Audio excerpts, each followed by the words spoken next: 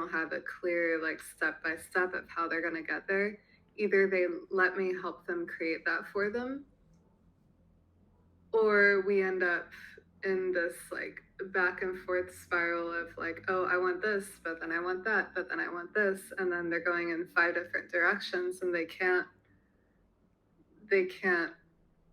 line up to go in like one straight path. Right. And that's really hard for business. Like creatively it works. It's amazing. Like artists are like that. We need to have our freedom and our ability to experience as many paths as we choose. But for building a business, there needs to be more of a straight line sometimes. I mean, most of the time. Mm-hmm. Like there can be different paths that support the vision, but if there's 3 different visions of where you want to go, then your future is bifurcated, and there's like you're hopping timelines all the time, and then you can't stay in the present moment, and you can't build what you want. Right. What helps you to be focused on your one timeline and not get scattered around different ideas and different visions and actions? What helps you be focused? um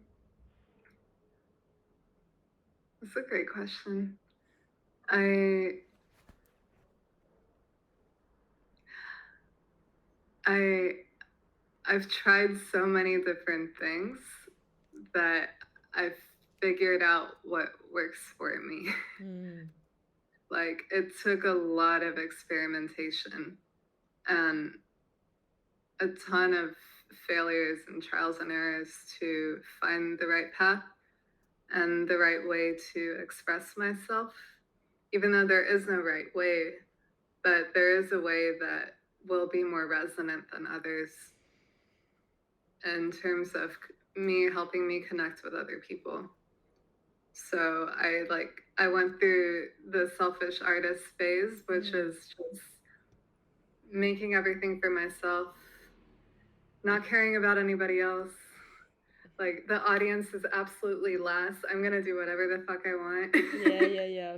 You know, and I then know. like through that process I was able to really, really filter. Because Mm-hmm. I got it down to a science, because I tried like, for example, I went to school for graphic design and illustration. I have tried hundreds of different illustration styles. Mm-hmm.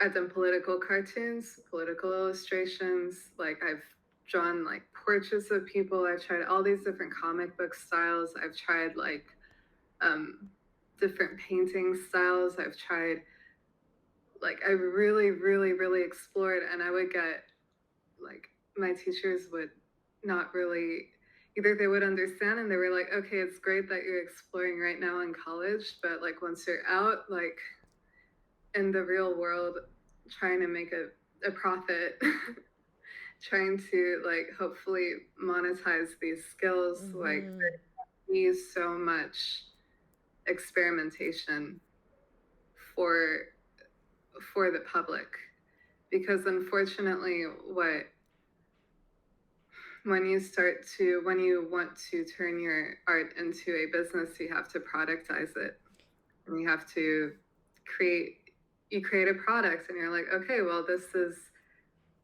this reliable thing that I'm going to offer over and over and over again, and it's going to get tested each time, and it's just going to get better the more I do it, and you can trust me with your money, because look at all of these things that I've done that are exactly the same thing.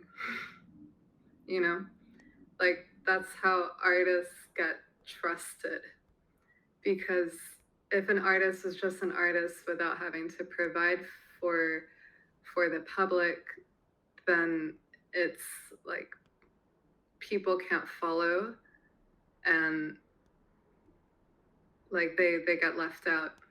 So then there comes the point, the next stage of like, all right, well, I'm making this art not just for myself but for my community. So who is my community?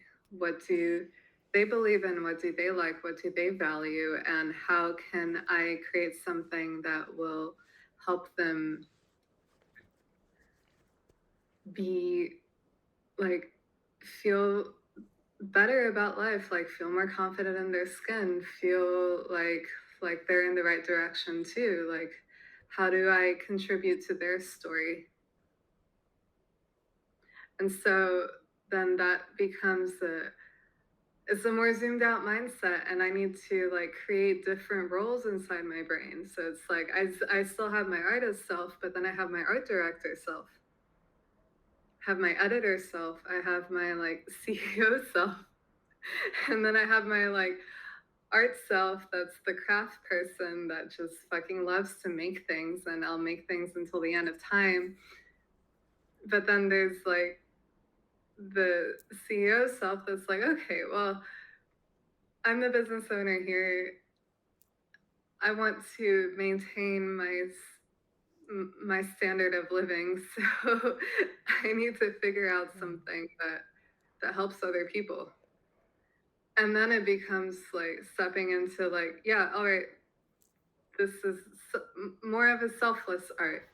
It's still myself, but I make it for the intention of helping others, because then I realized when I stepped into that, I realized that art is not just about me. It's about my connections with other people. It's about building safe spaces. It's about harnessing like